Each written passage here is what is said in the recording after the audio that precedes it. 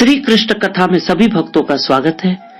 आज मैं आपको अधिक मास की महिमा समझाऊं। थोड़ी और समझाना रह गया था जो मुझे आपको समझाना है, ध्यान से सुनना। ये अधिक महीना होता क्यों है? अधिक मास कहते हैं, एक्स्ट्रा मंथ। क्यों? कारण ये जो हमारे सूर्य और चंद्र है, उनकी चाल और स्पीड से सूर्य और चंद्र की गति को देखकर हमारा पंचांग बनता है, कैलेंडर बनता है हिंदू धर्म का। अंग्रेजी कैलेंडर में 365 दिन होते हैं, लेकिन हमारे कैलेंडर में साल के लगभग 355 दिन होते हैं। 10 दिन हम कम क्यों? उसका एक रीजन है। सूर्य की स्पीड और चंद्र की स्पीड में फर्क है, गति में फर्क है। चंद्र थोड़ा स्लो चलता है, सूर्य थोड़ा तेज चलता है। तो पूरे वर्ष में, समझिएगा, पूरे वर्ष में जो चंद्रमा है वो सूर्य से 10 दिन पीछे चलता है। सूर्य से 10 दिन पीछे चलता है, ठीक है। अब चंद्रमा 10 दिन पीछे रह गया साल में, फिर दूसरे साल में और 10 दिन पीछे रह जाता है, तीसरे साल में और 10 दिन पीछे रह जाता है, 3 साल में 30 दिन वो पीछे रह जाता है।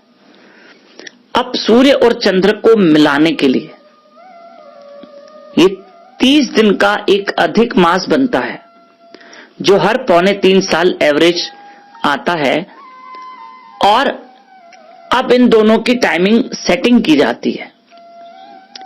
आप समझिए, बहुत समझना और अच्छे से समझना, अच्छे से समझना। अब जैसे ये अधिक मास हो जाएगा ना, तो चंद्रमा और सूर्यमा एक लेवल में आ जाएंगे। सूर्यदेव और चंद्रमा दोनों एक लेवल में आ जाएंगे और एक साथ फिर चलना शुरू करेंगे। ये 30 डेज में चंद्रमा अपनी स्पीड को कवर करता है। ये अधिक मास इसलिए है। और अब उस स्पीड को कवर करके वो सूर्य के लेवल में आ जाता है। और इस तरह से लेवल होती है कि सूर्य चंद्र फिर एक साथ चलना शुरू करते हैं, पर चंद्रमा फिर पीछे रह जाते हैं हर साल 10 दिन। फिर अगले 3 साल में, 2.5 साल में फिर अधिक मास लगेगा, फिर ये दोनों रीसेट होंगे।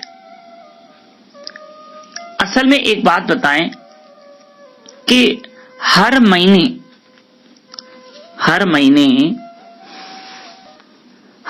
का एक मूर्तिमान रूप है। जैसे आपको बताया जाए कि गंगा देवी, गंगा जल स्वरूप है, पर उसका एक मूर्तिमान रूप तो है ना, जिसकी पूजा की जाती है। यमुना महारानी नदी और जल स्वरूप है, पर उसका मूर्तिमान एक रूप है। तुलसी महारानी भले पौधे के रूप में है, पर उसका एक रूप है, देवी है, वो शक्ति है, स्त्री रूप है।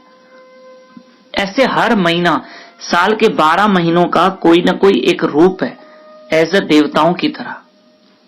तो एक दिन समस्त जितने भी 12 महीने थे वो आपस में मिले और अधिक मास भी आया था। उनके आपस में चर्चा चली कि जैसे हमारे हिंदू सनातन धर्म में 12 महीने होते हैं, तो जो चैत्र मास है, भाई उससे पूछा गया तुम्हारी खूबी क्या है? कहा मेरे महीने में तो राम का जन्म हुआ है। ठीक है। कार्तिक मास तुम्हारी क्या खूबी है? कहा मेरे महीने में तो तुलसी विवाह होता है, गोवर्धन पूजा होती है।